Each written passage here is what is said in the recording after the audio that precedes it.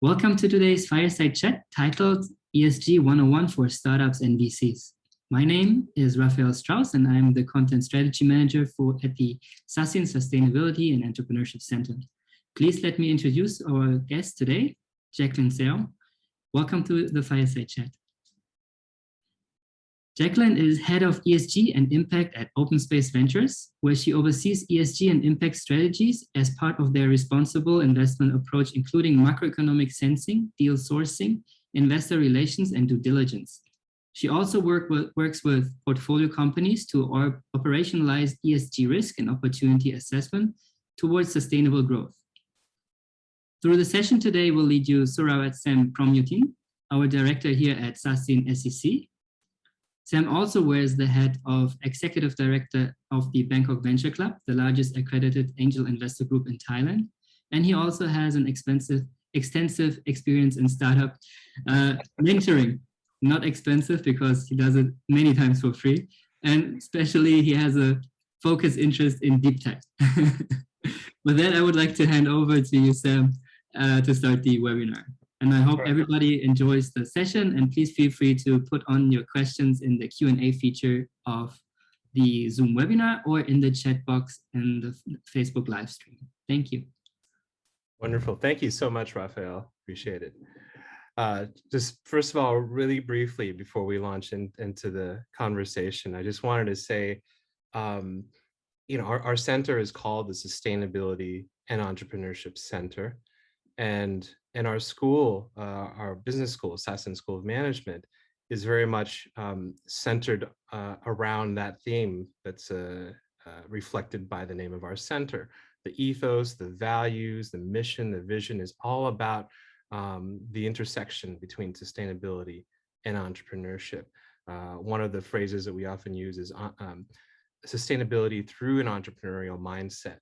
So there's almost no better topic and no better well-aligned guest to have than you, Jaclyn. It's just perfect because you sort of personify and then also your firm, your organization as well in terms of what you're doing. It's just like right smack in the middle of this intersection.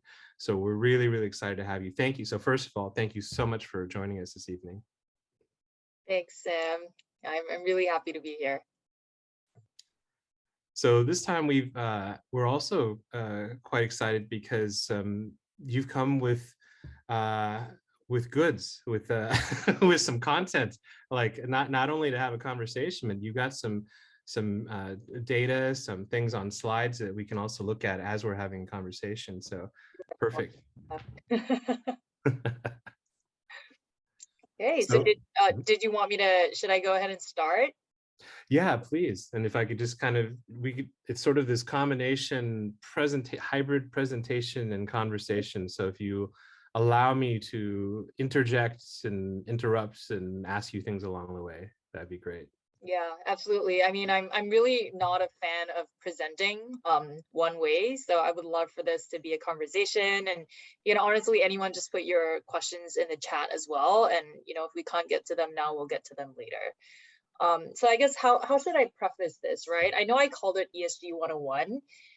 Please don't expect it to be like a college class, right? In which I kind of download all this information on you and you just roll with it, and the next thing you know, in 2 weeks time you've got an ESG policy, because that's not really how it works. It actually takes quite a lot of time and thought, but what this session is intended to do, I think, is kind of cut through the usual jargon that you see around a lot of stuff that's in the media around ESG, primarily because a lot of this pertains to very large asset owners and asset managers and sort of the goings on in public markets, right? And I think for me, when I came into this and had to look at ESG in VC and in startups, there were really very, very little references that I had. And so, I guess having kind of been in this for the last year and a half, which is not a super long time, but it's a long enough time, I think, to have learned a couple of things that can help accelerate your journeys if you're looking to start doing something around ESG in the early stage ecosystem.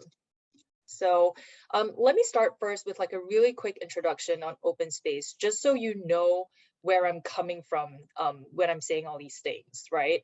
Because there isn't sort of every ESG 101 presentation, I think, is going to be different depending on who you're hearing it from, like whether or not they've got development finance institutions on their LP table, right? What kinds of portfolio companies do they have? And so this introduction really is just to share who we are as Openspace. So we invest in mostly tech companies, B2B, B2C, sector agnostic, but we are focused in Southeast Asia. And some of our early investments include Gojek, we've got health tech, fintech, B2B SaaS businesses, live streaming, communications, really a huge hodgepodge. And that's, I guess, what has made ESG really interesting, but also really difficult for us.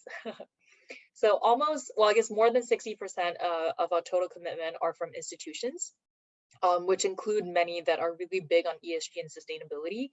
And we've actually leaned very heavily on some of our LPs, including development finance institutions such as DEG, Norfund, and DFC, in terms of helping us to really form an ESG policy that's in line with international best standards. We invest mostly at early stage, but we also are looking at a mid-stage opportunity, which will be interesting, I think, later on, because as our ESG policy develops to take into account the fact that we're also investing at slightly later stages, the work on these companies and the way that we diligence them is quite different. So I think you can read everything else that's on the right, but Sam, go ahead. Yeah, just to check, because there are very likely some startups listening as well. So how about in terms of check sizes? So we usually do a first check of between 2 to 6. We have done some smaller ones where there is, compelling product market fit. We really like the team. We think, you're really going to take off, but that's not usually where we play. Okay, and so the 2 to 6, that's typically a Series A, is that right? Series A to B. Okay, great, thank you. Okay, so moving on. So when I was thinking about what to put into this deck, some of the common questions that I hear that I'm gonna try to address in some way, shape, or form are on this page. And if I don't get through them, Sam, feel free to bring them up, or feel free to ask me that question in the Zoom chat as well. Sure, happy to do it. Okay, so I think first let's kind of set the stage, right? With what do people mean when they talk about responsible investing, sustainable investing, ESG investing, and while there are a couple of different definitions, I think the one that has worked for me so far and has, I think, kind of seen some alignment in terms of the conversations that I've had with people, are just you're seeking financial returns while also addressing some of these like risk factors around environment, social, and governance. And we'll go into this a little bit in more detail later. But basically think of ESG kind of as like a negative screen or a risk management. On the other side, where we talk about impact investing, this usually refers to, it's more of the ESG opportunities instead of the ESG risks. So while an ESG consideration, for instance, if I ran a health tech company, an ESG consideration, so on the risk side, would be something like, oh, how do you store your drugs? Are there any cold chain requirements for your drugs? How do you make sure that people are given the right drugs, right? Like all these social risks around running a health tech platform, as opposed to say, if you were talking about the positive impact that came from that, you would say, oh, these are the number of people who are able to access telehealth consultations with doctors, right? You would say, oh, a lot of them actually live outside of major cities. So I can say that, this is actually increasing access to previously underserved areas, which may have lower physician to population ratios.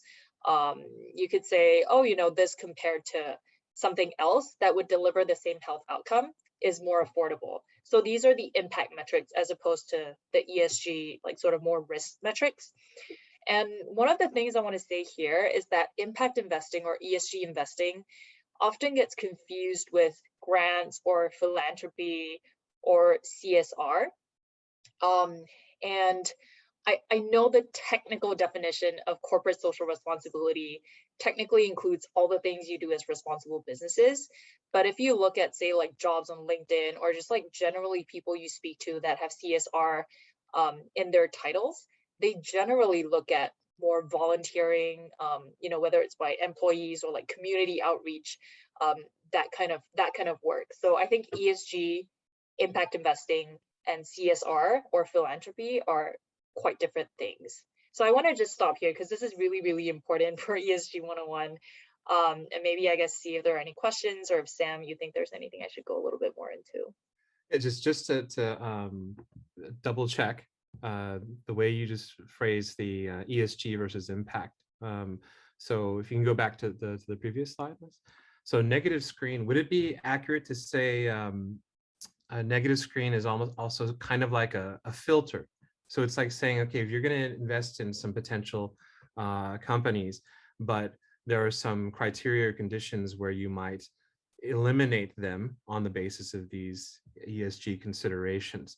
And typically it's because of something that doesn't pass, right? Whereas with the other one, you're looking at these positive impacts because you're looking at the sort of the pluses that can happen. Is that somewhat accurate?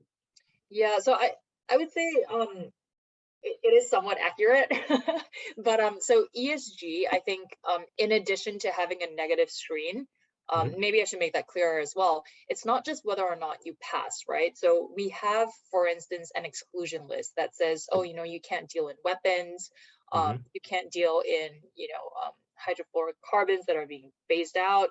You can't, alcohol can't make up more than X% of your revenues, can't do prostitution, like that kind of thing. So those are the red flags, but there are also other things that we screen for. So for instance, if your employees don't have contracts, right? That would be a risk for us that we would screen for. And we might say, you have to fix this within, 3 months of us investing. Yeah.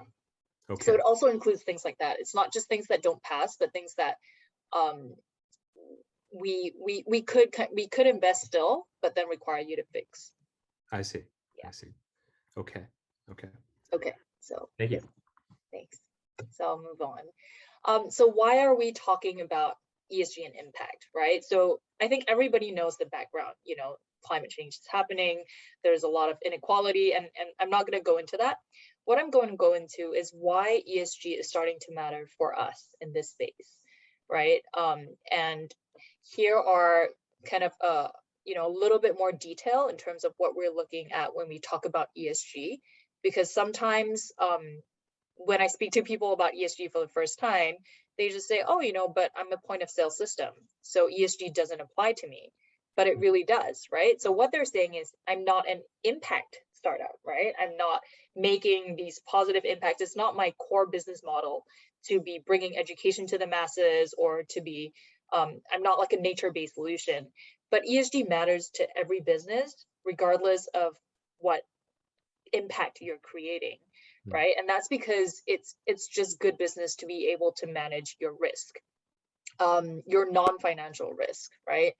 And if you look at how investors are thinking about this, this was a survey done by PitchBook. I think of like 600 to 700 GPs and LPs, maybe also a couple of other different players in the ecosystem. And they are really looking at, really large numbers and increasing numbers of LPs and GPs that are going to increase their attention to these ESG risk factors. And you can see how that's then coming to you, right? As a VC or as a startup, you're going to have to pay attention to these things too, because that's going to be asked of you in your due diligence, in your reporting of just, how you operate as part of a firm. Jaclyn, so this is perhaps a little bit of VC 101, but just for some folks who might be new to some of these terms. So GP and LP, just to double check, that's like general partner and limited partner, and that's talking about how inside of a VC firm you have folks who manage the fund, right? They're the VC, so to speak.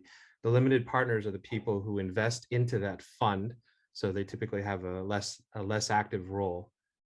Is that correct? Yeah. So so limited partners are those that invest into funds broadly, and then general partners are those that invest into startups.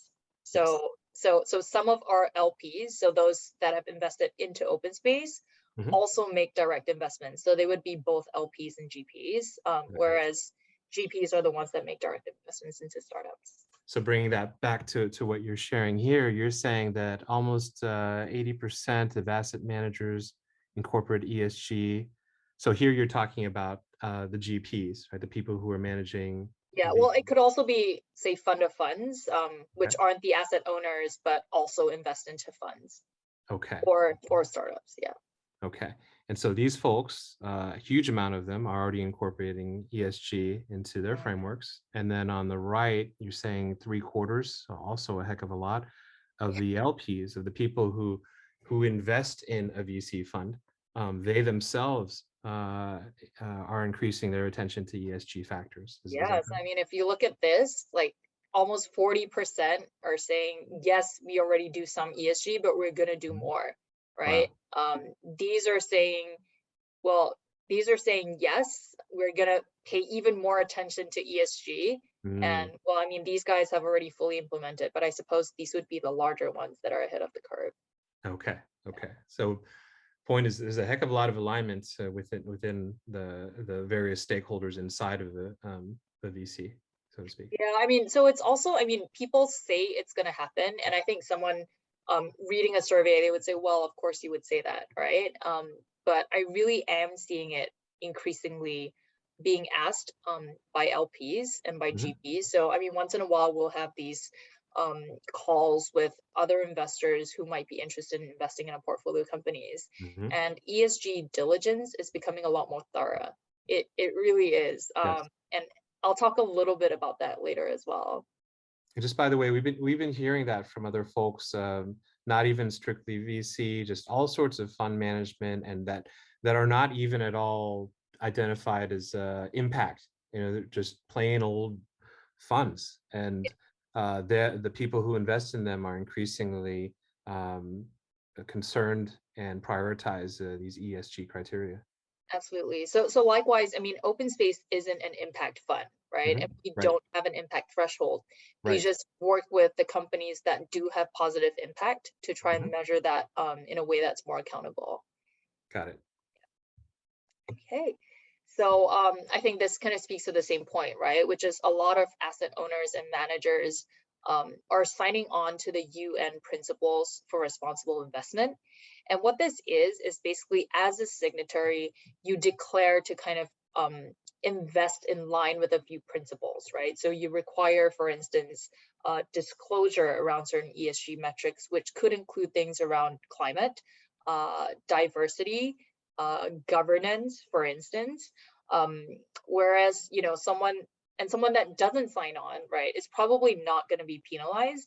And to be honest, I mean, I've also heard from a lot of investors that, yeah, it's great if you sign on, but all we really want to see is what you actually do, right? So this is a little bit of a signaling thing.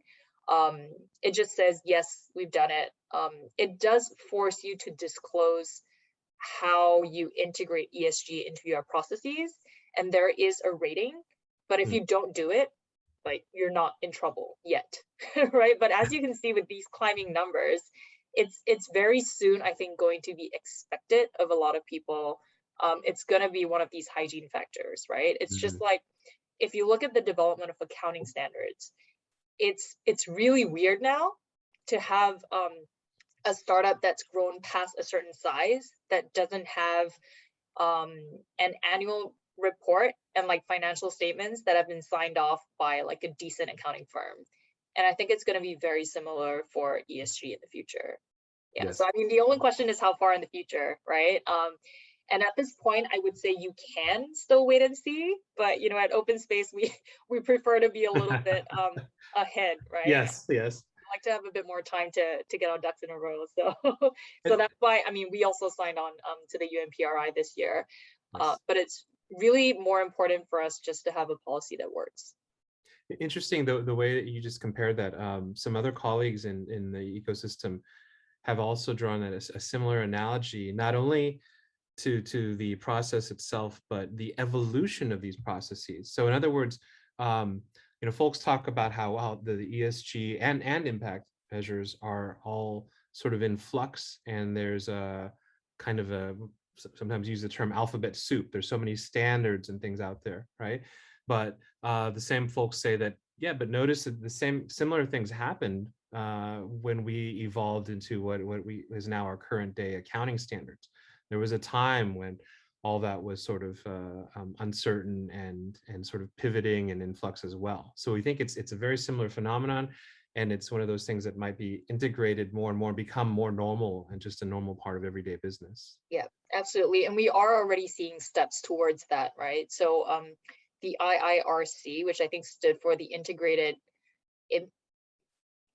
Impact Reporting Council, just merged with SASB, right, to form Yes. the reporting. VERF.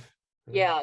So I mean, even if you look at IFRS and GAAP now, right, they're constantly updating what it means to report under these standards.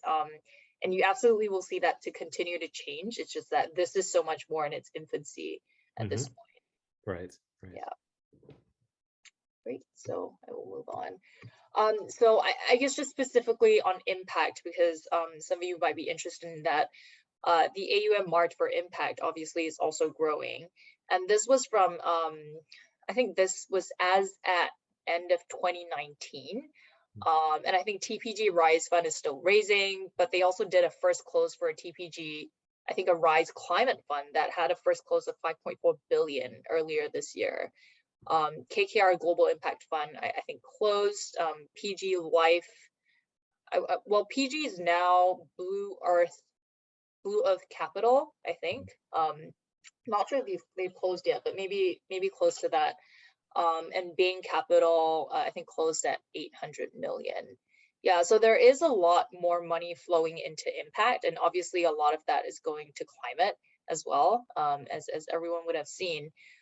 The reality, of course, is that private capital is a really small percentage of all the capital that's out there, and impact capital is an even smaller percentage of that, right? So I think that's also why maybe impact measurement or impact metrics are really only just now starting to take off, because the more capital that comes into here, the more investors are requiring these of their startups, and so there's like that trickle down effect. But yeah, so this is growing, and if you want to get access to that capital, then you're gonna have to learn to measure and track your impact. We see here there were a couple of questions that floated in already along the way. One of them is that, quote, I heard that measuring ESG is complicated, especially for early stage businesses or startups. What method and metrics do you use to measure impact within the portfolio? I think this is something you will be covering in one of the sections coming up, right?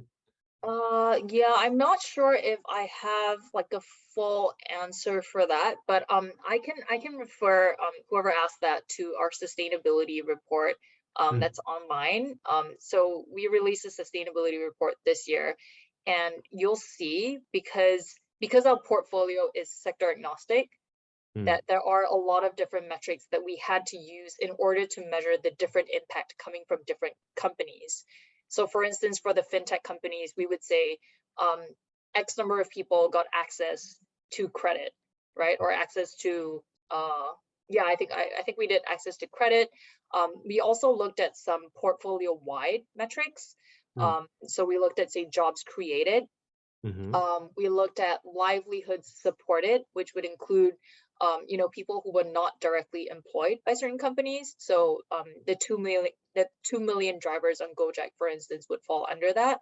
Or the creators that are on Kumu's platform using Kumu to make an income, like those would be under livelihood supported. And then I think we also looked at revenues, because most of these would accrue to the companies. and would help to basically drive certain economies in Southeast Asia. So how we came up with those metrics, there unfortunately isn't one kind of umbrella framework that tells you exactly which impact metrics to use. But what we did was we looked at a bunch of well-known impact funds, so Leapfrog Impact being one of them, and basically looked at how they looked at their metrics and how they thought about the impact that their portfolio was having. And we basically tried to be as honest as possible. And so you'll see that on the impact pages of our sustainability report, we've got really detailed and really small footnotes that show who we took into account when we were calculating these things. And happy to discuss in more detail like how we decided on certain metrics, but it took us a really long time actually, right, to actually go through every single company on our portfolio and say, do we think that this is actually making a positive impact in this way? Right. Yeah. So some of the companies, for instance, would have only been included in job creation and revenues, right? Because not every platform is a platform that helps support livelihoods aside from the employees. Yeah. So we had basically an Excel table of all our portfolio companies, and then we had all the possible impact metrics on this end, and we mapped it out. Wow. Yeah. So that's how we did it. And just by the way, for listeners, this is an inaugural sustainability report, right? This is the first one that you guys published, and I think in the general broader startup ecosystem, I don't recall seeing VCs doing this yet. So you're sort of very least one of the pioneers in publishing such a report in the VC community around here. Yeah, I mean, which made it harder, right? Yes. Because if we were doing an annual report, then we would know it would be, income, balance sheet, cash flow, right? Right. Because this was, because there was very little precedent, we just kind of tried to be as kind of honest as possible and just put it out there, right? And one thing that you got to think about also when you're measuring impact, I think, across your portfolio is you have to look for things that you would like to track in the long run. I think is something that's important. Yeah, because you want to be able to track these year on year. So you want these metrics to have some longevity. Just like with financial metrics, startup metrics, traction, you don't want a dot, right? You want a line so you can see its progression over time. Exactly. Okay, we got a handful of questions, so I'll let you kind of choose if you have a preference on how much you want to shift to questions and then come back. I mean, sorry to interrupt the flow of your main thing, but totally fine. I'll let you decide, Sam. Oh, okay. Okay, since some, at least one or more of the questions still relate to some things we just talked about, so let's give them a shot then, because it's of the relevance. So let's see here. How you differentiate when it comes to investment appraisal and ESG integration, parentheses, risk 7 opportunities for early stage startups vis-a-vis nature and businesses ready to go public. Oh, mature businesses ready to go public. Okay. Let me see okay. So the main question is this Swaroop. The main question is whether how we decide on I guess so I'll take risk and opportunity separately. And I think opportunities actually remain very similar for us because that's about forward-looking potential. When we're looking at ESG risk, we've got a couple of parameters that kind of factor into potentially higher risk, right? And so our risk scoring matrix measures 2 things. It kind of looks at the inherent risk to the business, which comes from the industry that it's in, the size of the business, how regulated it is, which country it operates in, what else? Oh, like whether or not it's a cash business, for instance. So that kind of, all those kind of go into whether or not there's inherent risk on the environment, social, or governance fronts, and whether it's direct risks that is specific to the company or whether that risk lies in the supply chain. So that kind of lays out the first part of the scoring matrix. You can see already how this would be different for early stage startups, which have less employees, they're smaller revenues, they've got less customers that they could potentially do something bad to, right? They just have a lower reach in general. So for early stage startups, aside from red flags, there are very few things that we would say we can't invest because you don't have this policy. When it comes to later stage, so if we're looking at sort of Series C type businesses, that's when we go into pretty thorough due diligence, right? Because this is the stage where you're you've got 800 stores, right? For instance, and some of them are franchisees, right? So this is when we go into really like a lot deeper due diligence, and we'll speak with, say, your franchisees. We'll make sure that you have some sort of vendor due diligence in your supply chain. You've got to have a certain level of cybersecurity and data privacy processes. Obviously, all your employees are going to need to have contracts, right? Because it would just be a huge mess to try and clean that up after investment. So I would say fortunately, we haven't yet had to say no to an opportunity because it was just too risky, ESG wise.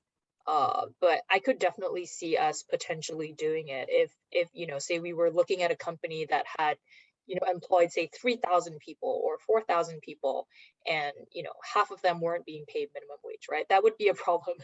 Yeah, that would be a serious problem for us. But if it's a company that's got 7 people and it's early stage and 2 of them aren't being paid minimum wage, you'll say, well, fix it, right? Yeah, so I think that's how we differentiate in terms of risk. In terms of opportunity, it's very similar. I think at the point, well, I guess for mature companies or companies that have grown more, they would already have systems in place to track certain operational impact metrics.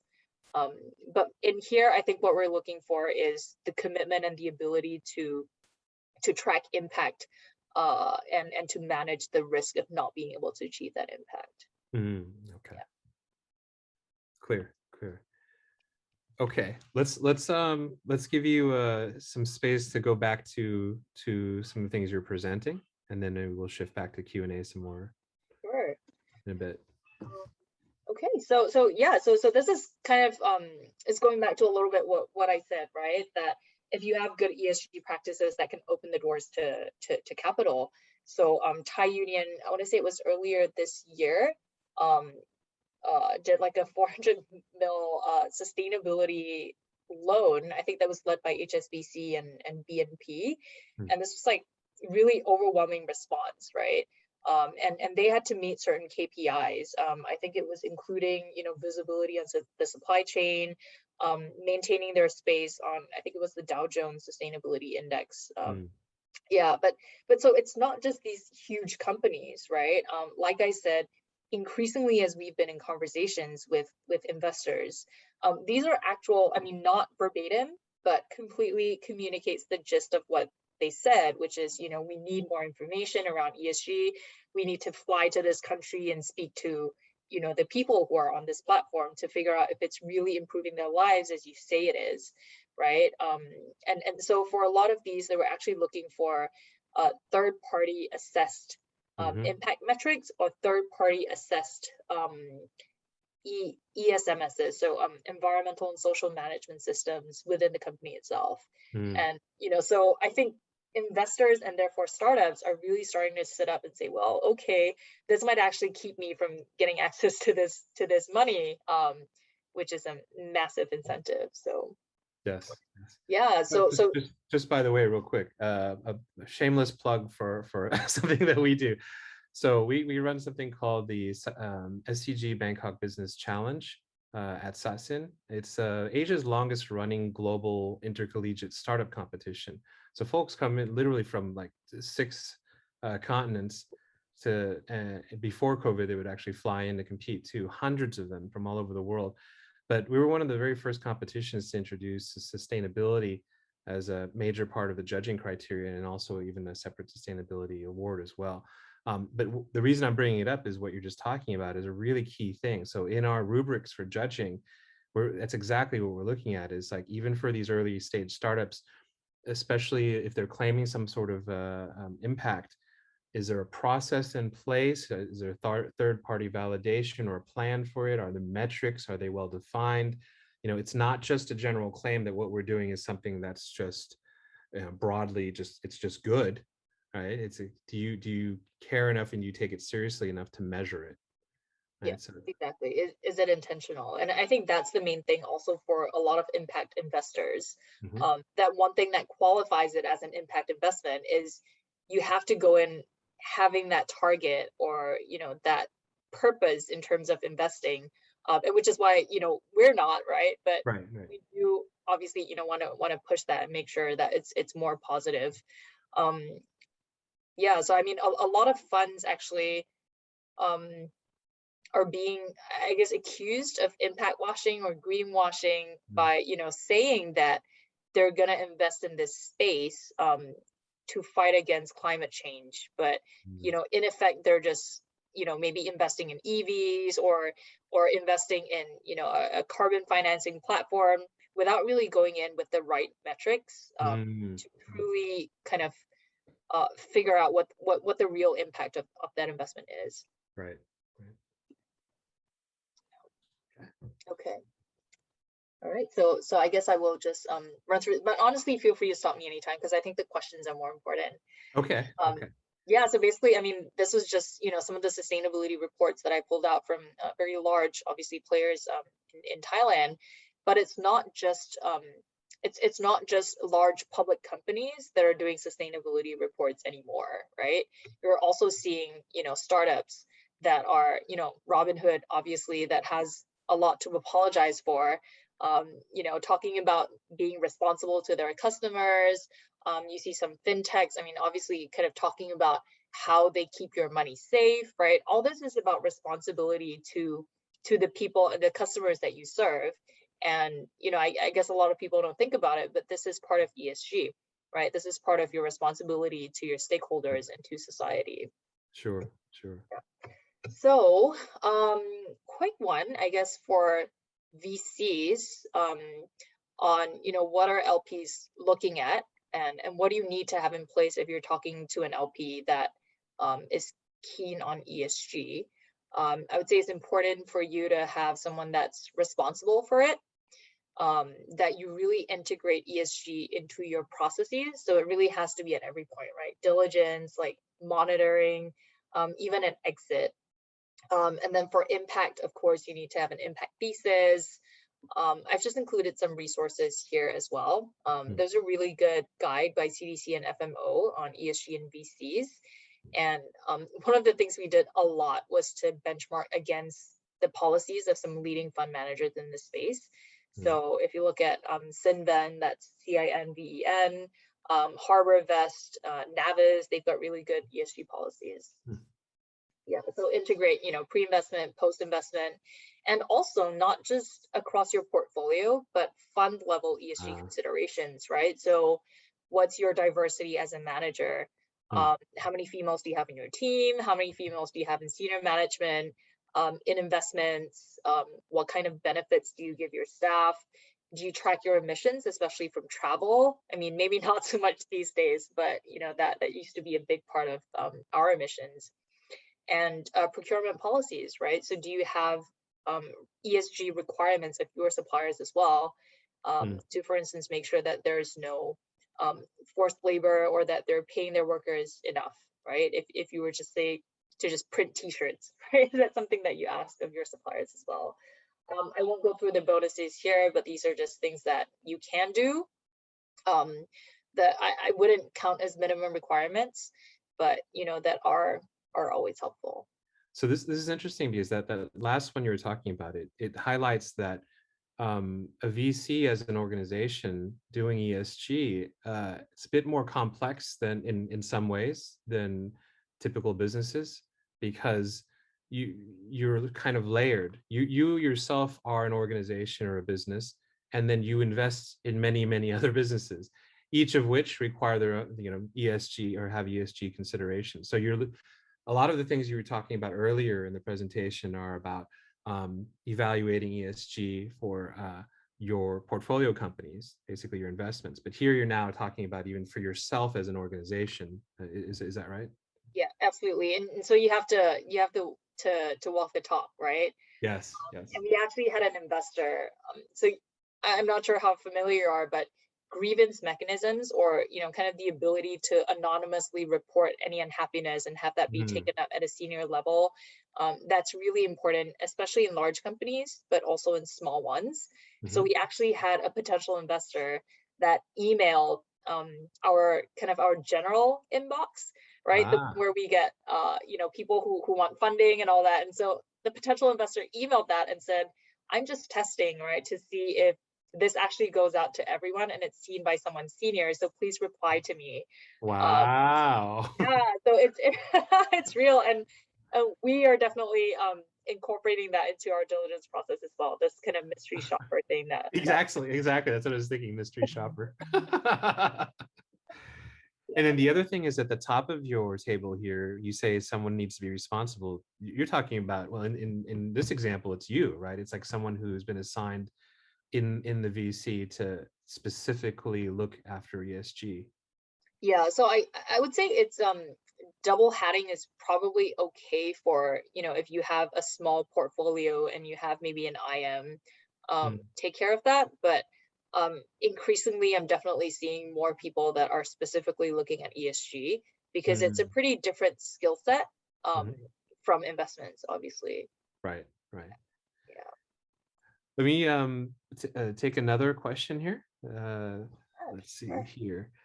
It says, what are the sources that you reference when coming up with industry-specific metrics? So, for example, in health, you mentioned market access. How do you find ESG metrics of real estate, for example? Okay, let me see if I've got like a slide on this.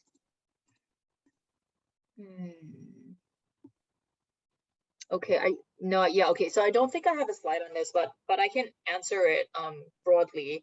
And I think benchmarking is actually really important, right? So actually, maybe I will do this slide. So I'll just give you an example of, I guess, like some of the companies that we've worked with and how we came up with industry-specific metrics. Great. So Tanihub, for instance, is an agri-tech platform in Indonesia that connects smallholder farmers to purchases of their produce, right? So like hotels, restaurants, and caterers. And when we come up with metrics for them, so there are, of course, all the basic metrics, right? There are your diversity metrics, your job creation, that kind of thing, like I mentioned. And then coming up with specific metrics, really, you really have to go down into what the business model is, and therefore what the impact could be. So for Tanihub, for instance, it's number of smallholder farmers that have access to this. We did a survey, actually commissioned a consulting firm to do a survey, which found out that basically, I think it was between 50 to 75% of them saw their incomes improve after going on the platform. You can also look at, so for instance, like if you're looking at credit, you would also look at things like what interest rates are they experiencing relative to the alternative.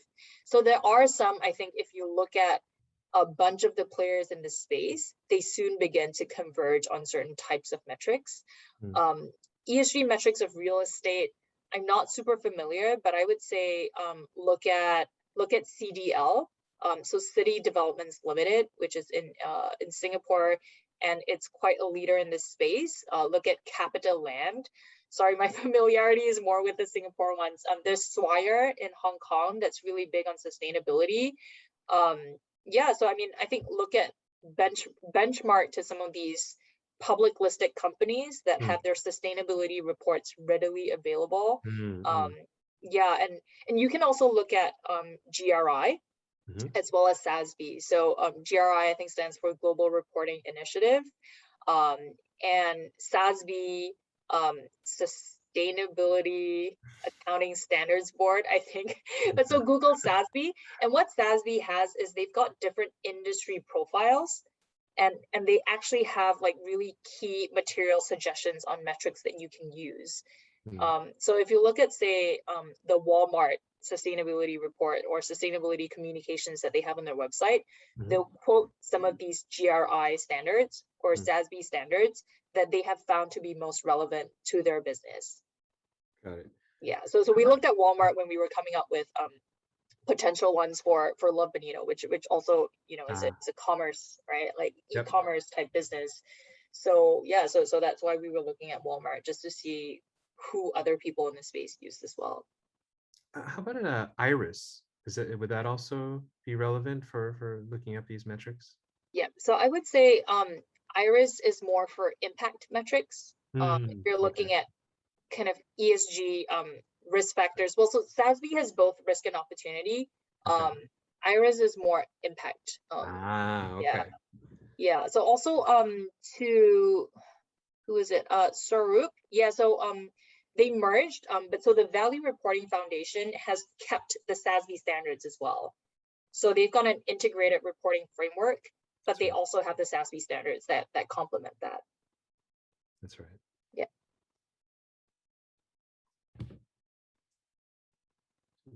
And then there was Raphael's talking about another certification in the real estate sector is LEED. Okay.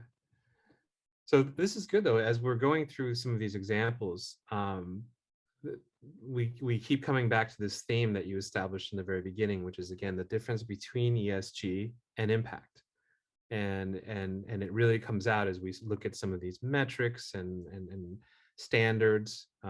So it's nice. It helps kind of reinforce the lesson that you've sort of said from the very beginning. So actually, if I can just take that chance or the opportunity. So again, you know, you kind of describe ESG as this a negative screen, I think was the term that you used, right? And then for the impact, it was more about positive impact. So that seems to be the crux, and risk was the other term that you used associated with ESG.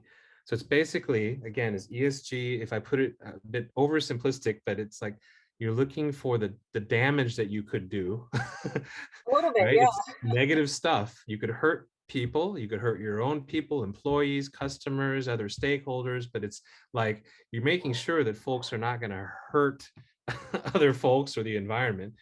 And so that's why you might call it risk or negative screening. Yeah. Whereas for impact, it's when someone's deliberately looking for the positives, that you're doing something that will affect the world specifically in a deliberately good way and a measurable way. And so those are two realms, if you will, when it comes to investing. You could invest with an ESG sort of outlook or lens, or you can invest with impact, which would really still include ESG, but then you've got the positive too. Yeah, exactly. I mean, I think this is really, I mean, we are trying to simplify it, but there are some funds that would call themselves ESG funds that are actually impact funds. Okay. You really just have to kind of ask what it is to tease it out, right? Okay. Yeah, fair because enough. impact is ESG opportunity, right? They're kind of two sides of the same coin, but mostly when people refer to impact, they're referring to the positive side of ESG. Got it. Yeah. It's very, very helpful. Cool. So should we do more questions, or? I think we're just right about close to out of time. Just double check if we have any additional questions.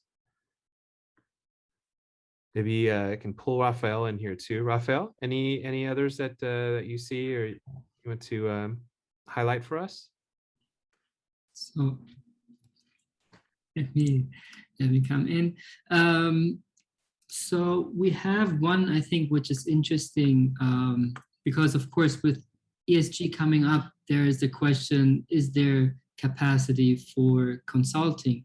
And we have Swarupa asking the question, do you think that the consulting industry has enough capacity to assist with quick turnarounds in ESG that is required in the VC industry to capture the opportunities out there, or should the industry itself build internal capacities to do preliminary due diligence?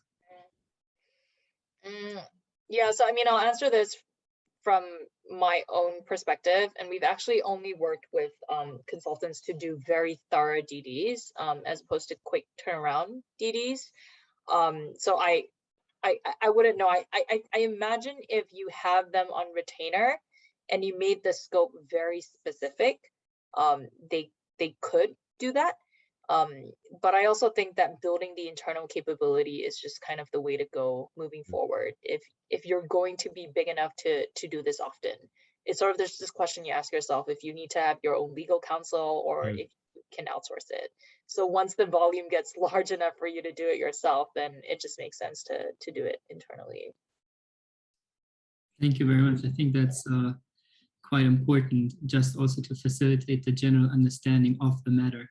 Because I'm sure like by writing your first sustainability report, there were also iterations and reflections part of it.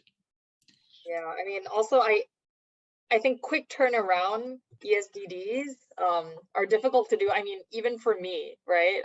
Which I guess I would be considered internal capability. And at the beginning, would have people on the team saying, hey, you know, I really need to do an ESDD. Can I have this by tonight? And to which I would say, you absolutely cannot, because I've got to do the industry research. I've got to understand the business model, right? Because I think for a lot of people who are on the investment side, they think that it's more a red flag thing. Oh, you know, there's no prostitution, there's no weapons, it's not bad for the environment, it should be okay. But you know, it really does include you talking about what's your structuring of your employment, for instance, or really understanding the suppliers that you have and where they have presence in. Great, thank you. We have a couple of questions in regard to the due diligence processes. For example, one is, when measuring ESG and due diligence processes, are you also considering the sustainability report of the company and the ratings from a credit rating agency? So internal versus external.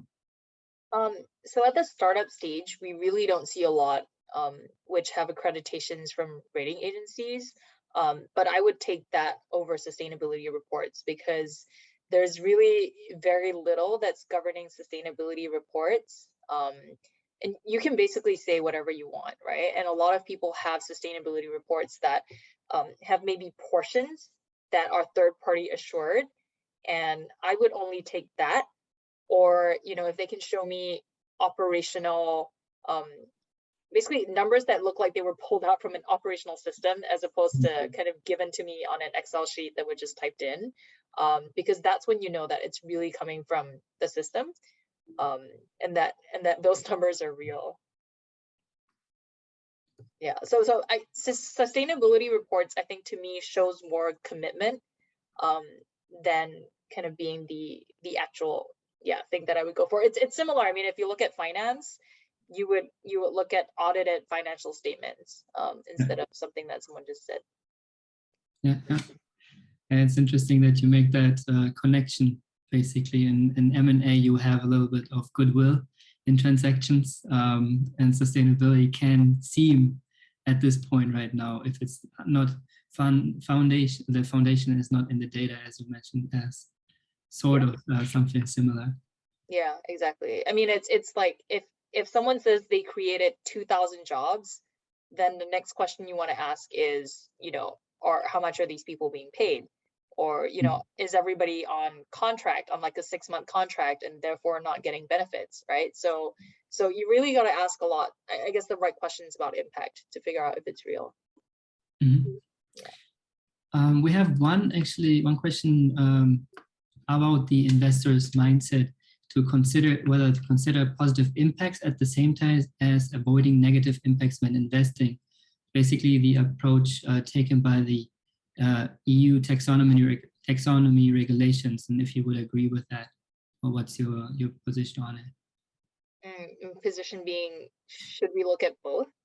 Well, yes, the positive impacts versus avoiding negative impacts when investing. Which way would you favor, or is it both a consideration for you? So I would say if you're going to look at positive impact, then you have to look at negative impact to figure out if it's really net positive. But if you're not an impact investor, then you don't really have to look at the positive impact. You just need to make sure that you're managing the non-financial risk. So I would say, yeah, if you're looking at positive, there's got to be negative. But if you're just doing risk mitigation and you're not making any claims that you're an impact investor or pushing for impact, then technically you don't have to. It's great if you do, but you don't have to. I have another question from myself, if I'm put in that, because I think it can relate to what you just said before, is how much weight do you put on accreditations, whether a company is, for example, considered an inclusive business or social enterprise? So by subscribing to a certain set of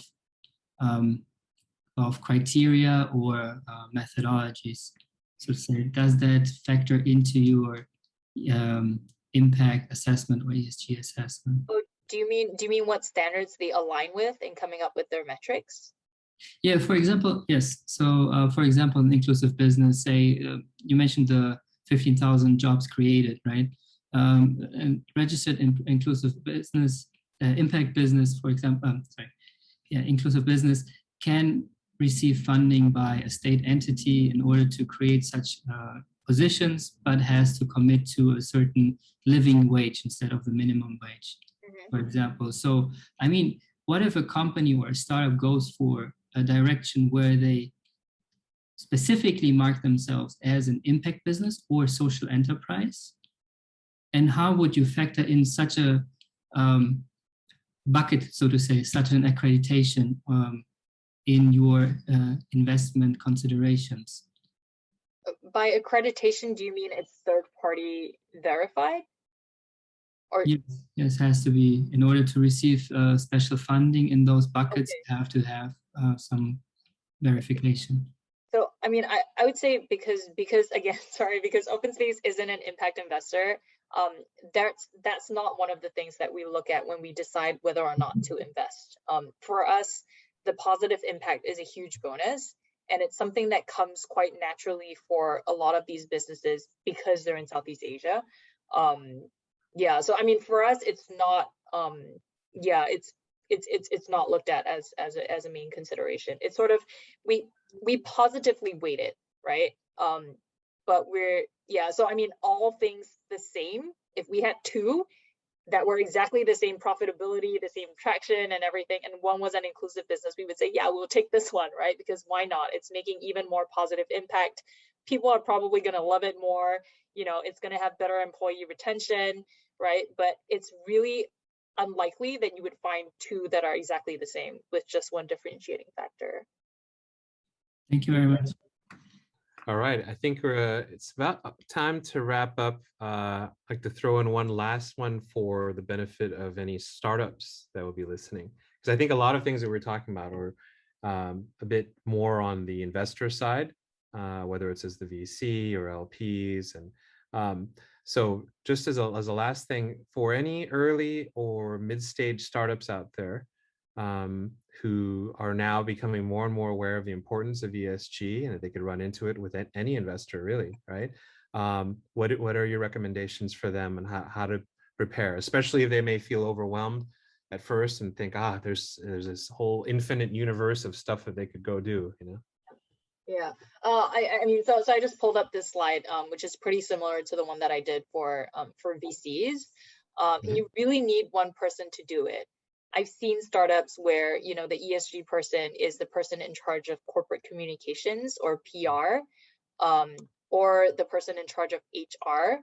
And what that means is that it's only being looked at from one angle, and it's really difficult to do ESG well when you're doing it that way. So I would say it's possible to not have a specific person, but somebody has to be in charge of bringing all the stakeholders together and kind of just understanding what ESG means for your company. So I think that's really just where to start, right? Like, have an awareness of what your gaps are and take steps to address them. And in terms of, you know, what should you look at or what should you include, refer to some of these standards. They can be a little bit long and dry to read, but getting through them will give you a really good sense of where your gaps lie And I think also just benchmarking against some of the bigger players in the space, especially ones that have had third-party assurance or have listed on public exchanges, because some of these also have disclosure and reporting requirements, or who have impact investors on their cap table. And I think that will give you like a good sense of what you need to do. Do you think that even pre-seed or seed and pre-A startups need to start doing this, even at their stage? I think it's good to have a sense of what it's about. And then your action plan could take 3 years instead of 1. Okay. But just that awareness, right? And that knowledge is always helpful. Then when you're building for the future and not having to go back and say, well, we kind of did this wrong here. But it's really about priorities, right? If you're like a startup that's like facing a huge problem with runway, probably not the best time to go look at all your employment contracts, right? Or if you have you're far from product market fit. Right? Exactly. Yeah. So I think get kind of first things first. Yeah, and I mean ESG, I think if you're pre-A stage, it's definitely not too late. Okay. Jaclyn, thank you so much. This has been an awesome conversation. I'm pretty sure a lot of folks learned a lot. We certainly did. And you, again, really especially thankful for you helping to crystallize even more this sort of difference between ESG and impact and the ramifications it has on like metrics and standards and all these things. That was especially helpful. So thank you so much. Great, thank you so much for having me. And I mean, I see some of these other questions coming up, and yeah, I mean, feel free to reach out on LinkedIn. Otherwise, I'm at Jaclyn@openspace.vc, and I would love to carry on this conversation as well. Awesome. Thank you so much. Thank you. Take care. All right, turn it over to you, Raphael, for closing. Yeah, sure. Thank you, everybody, for being here. Very, very insightful and very unique topic to talk about, to have this intersection between VC and ESG at the forefront. And what Jaclyn mentioned, I think, is just to underline that this, in the past year, we've seen a number of people at very high levels speak about this, and it's becoming more predominant. So I'm very excited to see where this leads to in the near future.